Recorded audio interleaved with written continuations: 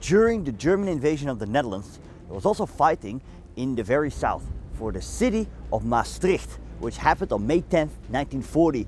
The Germans came from there, and the Dutch had to blow up the bridges in order to delay the German advance. Did they succeed in this? That's what you're going to find out in this video. We're going to talk about the forgotten World War II battle, the Battle of Maastricht.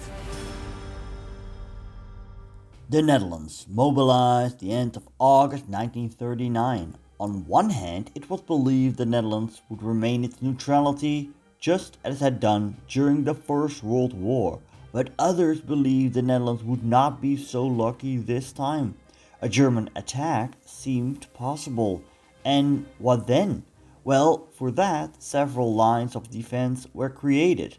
The main defensive line was the Grebbe line.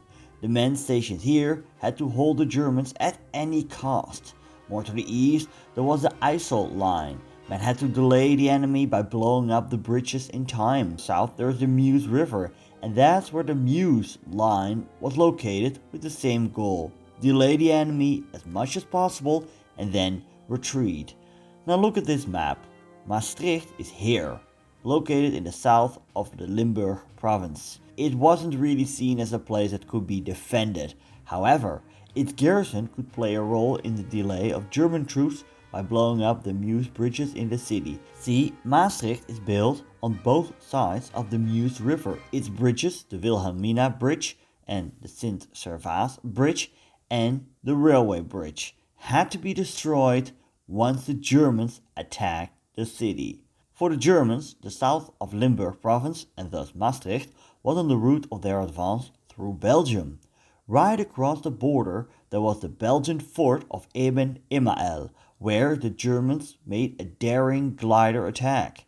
In order to relieve these troops, the Germans had to cross the Meuse in the south of Limburg fast. Let's take a look what happened here at Maastricht. And let's take a look what happened on May 9th, 1940, the evening before the German invasion took place. The Germans, they sent several patrols to defuse the demolition charges underneath the bridges. They also did that further up north at the IJssel linie. 3 different patrols were sent to the city of Maastricht. 2 were intercepted. 1 made it to the city. They arrived here too early. It was in the middle of the night, and they were kind of nervous. So in order to dull the senses, they went for a drink, and Maastricht is a good place to go for a drink, I can tell you that. But a drink became many drinks, and when it was time to act at 3:30 in the morning, these guys were all hammered. 2 of them made it out of the cafe and wanted to carry out their mission, but they were spotted by civilians who thought they behaved rather suspicious. They called the authorities. Soldiers came at the scene, and one of the 2 tried to grab his pistol and was shot on the spot. The Germans were not going to cross the Meuse River that easy. At several crossings of the Meuse at Stein, Urmond, Berg, Obicht, Roosteren and Gennep, the Germans conquered the bridges and overtook the Dutch casemates. One German officer was impressed by the Dutch fighting spirit. He wrote, "The Dutch soldier offered courageous and stubborn resistance. Only after heavy shelling and after the use of bundles of hand grenades tied together could the soldiers be forced to leave the concrete fortifications built on the ground, the casemates. Often enough we have found dead people in there who had suffered very serious injuries. Only then, bleeding from many wounds, often the last man of the garrison waved a white flag, a dirty rag that was slowly raised." The Dutch lacked proper communication. As a result of this, units stationed at other sections of the Meuse were not aware of the hopelessness of their situation and therefore fought on. As the Germans advanced towards Maastricht, they found a total of 750 Dutch men opposite them in the city.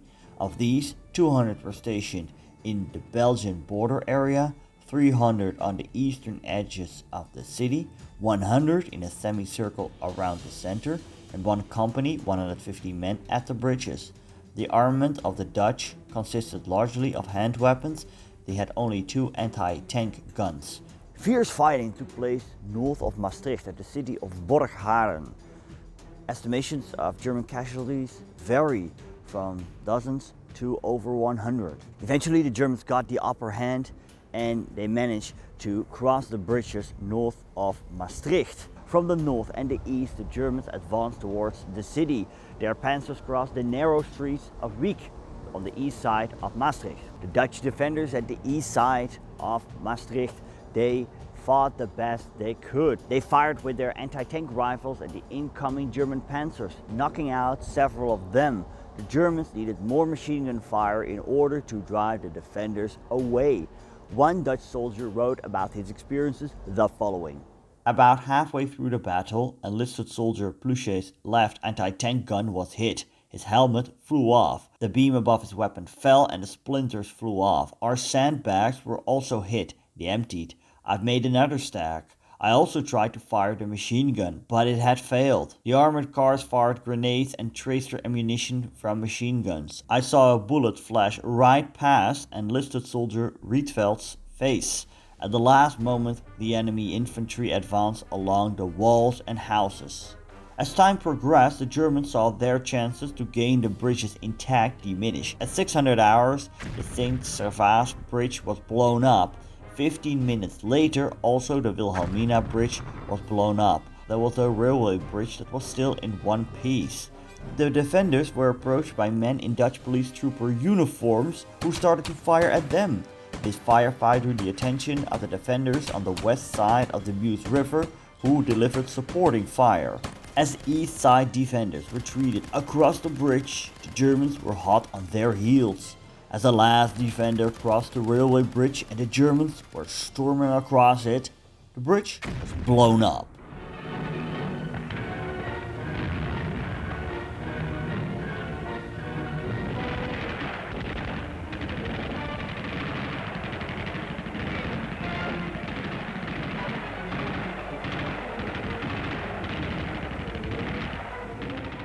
The Dutch defenders tried to hold off the German attackers the best they could. At the south of the city, they fired with their machine guns at a German recon, knocking out several vehicles. And even at the destroyed bridges, the Dutch kept firing at the German attackers. At some point, the Germans placed an anti-tank gun at one of the destroyed bridges. This anti-tank gun was knocked out of action and its crew was killed. A second German try gave similar results. Also, the Germans tried to cross the Meuse River by several rubber boats. Some of them were also hit and sunk. The heaviest fighting took place further north at the railway bridge between the retreating Dutch defenders and the German attackers. 2 German armored cars were immobilized and so was a light tank. Dutch Lieutenant Colonel Govers, territorial commander of Limburg, had a meeting with his colleagues at 7 hours in the morning. They realized that the Germans had made crossings elsewhere and that it was only a matter of time before the city of Maastricht would be surrounded. He decided that the ancient city with all its cultural heritage should suffer no more than necessary. And he went to the Germans at the destroyed Wilhelmina Brug under a white flag. At 9 hours 30, the Dutch forces inside Maastricht and its surroundings laid down their weapons and surrendered. With that, the Battle of Maastricht was over. The Battle of Zuid-Limburg demanded the lives of 47 Dutch soldiers. It is not known how many Dutch civilians perished during the fighting. 130 to 190 German soldiers died during the battle. And according to historian Brongers, the Dutch actions here led to delayment in the Belgian surrender at the fort of eben-emael. Now, in the grand scheme of things, I don't think it would make much of a difference. Maastricht would have fallen in enemy hands no matter what. Now, the Battle of Maastricht is actually kind of a footnote in history. Heck, the German invasion of the Netherlands is a footnote in history, which makes this battle a footnote of a footnote. But you know, I wanted to cover it regardless. Hope you enjoyed. If you want to learn about other battles during the German invasion of the Netherlands, click right here. I want to thank you for watching. Don't forget to subscribe. En groetjes uit Maastricht.